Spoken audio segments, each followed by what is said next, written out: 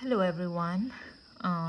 This is a video uh, recording, a video explanation for the last two chapters of The Unexpected Professor. So let us straight away dive into the chapters.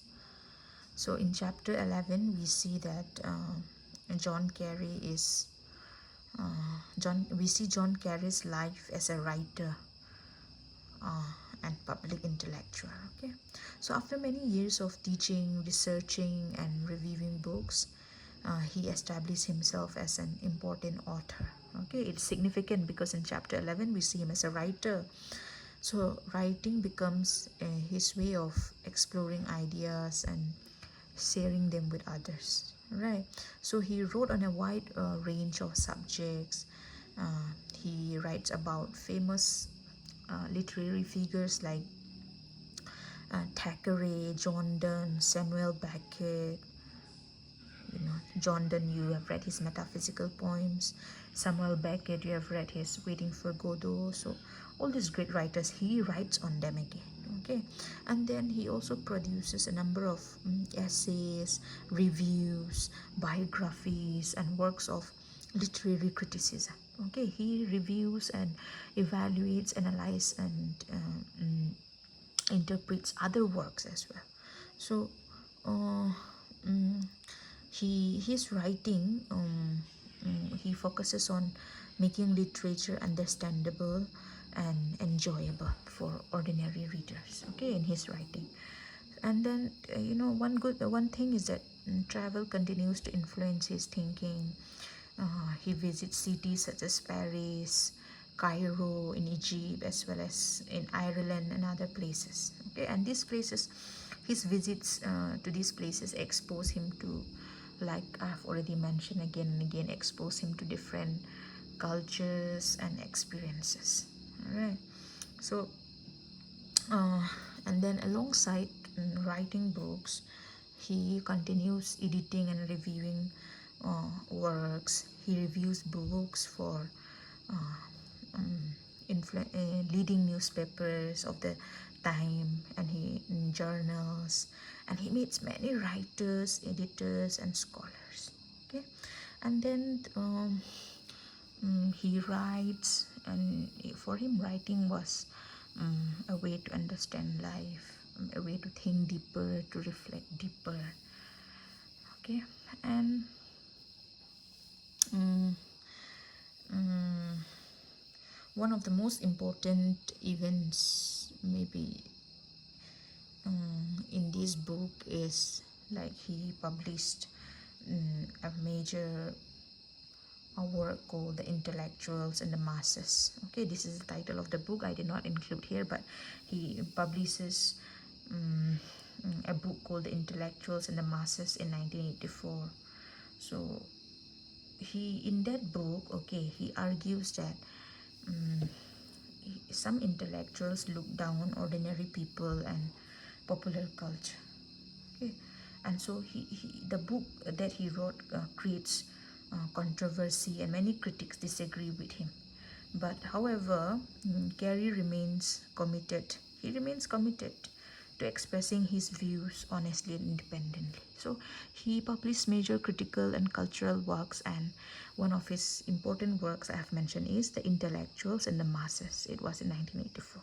Okay, so he remains committed. He was his views were disagreed a lot by a number of critics, but that doesn't stop him. He instead remains committed to expressing his views and his ideas honestly. Okay, and he faced criticism, but he remained intellectually honest. Okay, and then he continues to support educational reform.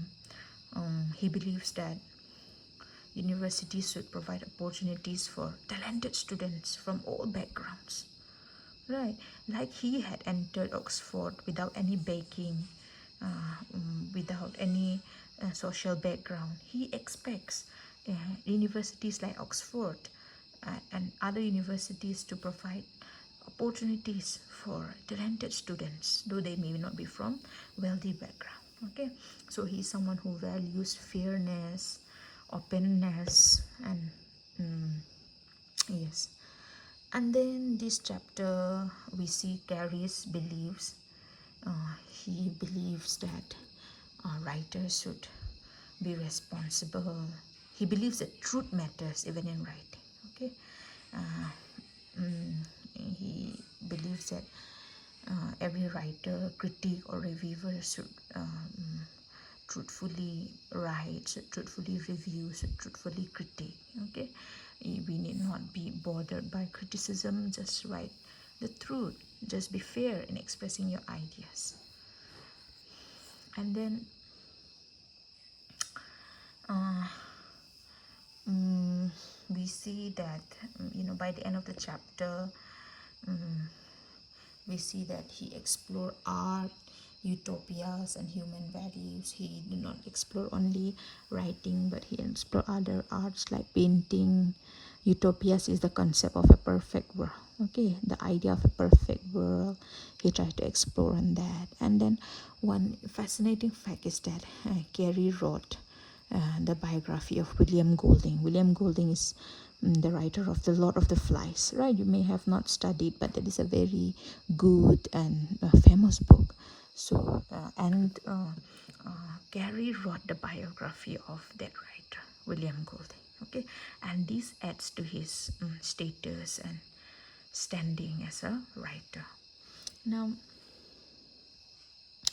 uh, mm, this chapter clearly highlights, okay, the importance of honesty. Artistic judgment is subjective, right? The importance of honesty. Artistic judgment means a critique or a review, like I've mentioned, a critique or a reviewer or a analyst should do it fairly, openly, without any bias or judgment, right? And then he also mentions in this chapter that when you read more, you become a better human. You become more humble. You have fellow feeling for your own kid and kin. Like, reading is for a good purpose. He advocates for reading because reading makes you a more empathetic. Reading makes you have fellow feeling for your dear near ones. Reading makes you understand life more, and as a result of which you become humble and you become truthful. Okay, and yes, this chapter also shows that writing can understand help us understand literature and human life more deeply. Literature and the act of reading, the act of writing, they help us see the world in a better way. That is his stance, that is his idea in this chapter. Okay, now going to the last chapter, a very meaningful and very important chapter. He concludes with the chapter, the title is Why Read?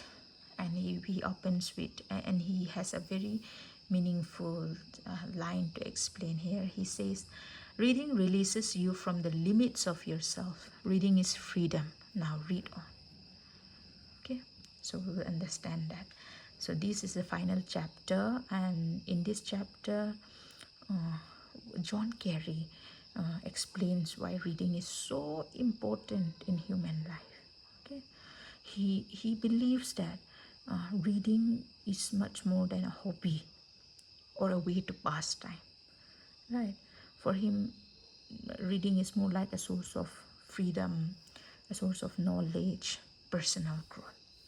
Okay, so he argues that books open our minds to new ideas, to new beliefs and ways of thinking. I believe we all agree to this point, right? When we read different writers, we learn that there are many different ways to understand the world, right? See, reading teaches us to ask questions instead of blindly accepting everything, right? uh, his idea is that reading opens our mind, and that we don't simply accept things, blindly accept things, but because we read a lot, we have we have answers to so many things, right? So we just don't blindly accept, plainly or blindly accept everything. Okay, so now in this chapter we will see that reading teaches us different things. Okay, so he says that reading books like poems of Richard Dawkins, George Herbert give us different view. He's talking about the benefits of reading. Okay, so reading writers like Richard Dawkins and George Herbert help us understand, give us a different perspective of religion, right? Eh, like I've told you again, it when we read more, we tend we started we tend not to blindly accept things, right? When we read more, we are exposed to more knowledge. So when we read more, we are curious, we have doubt, and we have independent thinking. That is his idea. Okay, then he also says that, you know, reading teaches humility and appreciation, right? So when we read books like P.B. Shelley's Ozymandias, okay, we are reminded that even great kings are forgotten with time. When we read Herman Melville's Moby Dick, we are warned about excessive ambition and pride. We learn that power, pride, and ambition do not last forever. Then when we read Shakespeare, we know how people often misuse power and authority, right? The great tragedies, Hamlet, Macbeth, King Lear, and all that. So he's saying that, you know, when we read a lot of literature and when we read great works, we, you know, reading great works help us become, you know, less arrogant and more understanding of others, like the great works that he has mentioned here. Okay, now another important lesson that he wants to talk about reading is that reading helps us appreciate ordinary life, right? John Keats wrote about uh, the season autumn. John Keats wrote about a simple sparrow outside his window. Okay, and then Philip Larkin also wrote how beauty can be found in simple things, a peaceful day, or everyday human experiences. Like, so reading poems of John Keats and Philip Larkins and many other help us value small moments in life. Okay, so it helps us. Reading help us reading helps us to be more understanding. It gives us happiness, and it teaches us to value small moments. And then he also says that reading also gives us freedom, right? Why? Because book allows us to enter other people's mind and experiences, cultures. So when we read books, we expand our imagination, and our imagination help us see life from different perspective, right? So when I read about Maya Angelou, I know why the case bird sing. I learned about the African American condition. When I read about the Negro speaks of rivers, I learned about the African American plight and struggle. So reading allowed us to enter into different experiences and culture. So through reading, we become wiser, more empathetic. It gives us freedom, okay, and be more open-minded. So that is what he means when he says reading releases you from the limits of yourself. Reading is freedom. Now read on. Right. So this final chapter serves as Gary's final message to readers.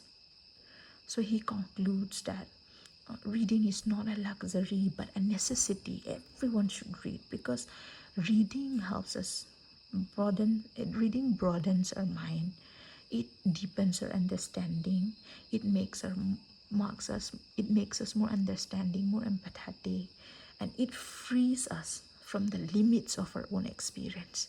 frees us, releases us from the limits of our own lives, means through reading we are able to enter the lives of others, the experiences of others. Okay, so I repeat one last time.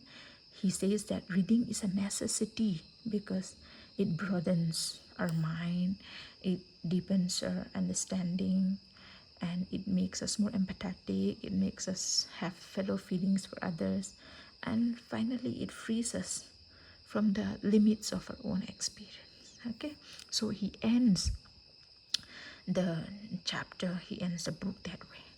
And why is the memoir so important and significant?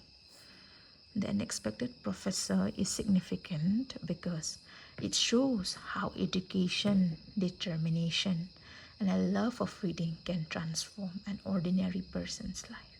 Okay? From a war-torn city to the prestigious university, to becoming an author, to becoming a writer, to becoming a reviewer. Okay, it shows the struggles of an ordinary person to becoming a very influential one, right? The book traces John Carey's inspiring journey from a modest background to becoming an Oxford professor. The memoir also highlights the power of books, merit-based education, and intellectual curiosity in overcoming social barriers. Okay, these are the three most important reasons why the memoir is so attractive, so important, so significant. You have to understand these three. Okay, the power of books, the power of value and merit-based education, the power of reading, the power of determination, right? That is all about the explanation, the simplified explanation on the 12 chapters of The Unexpected Professor. I have a list of important questions which I will not explain through the which I will not give for which I will not give a video explanation. Some important questions and short answers will be provided to you. Okay, so have fun learning. Let us all be determined. Let us all be persistent. Let us all be hardworking like John Carey. You know, there is no limit to what a man can achieve. You and I can also be like him if we have the right mind, the right attitude, and the right approach to life. Okay, thank you so much and have fun learning.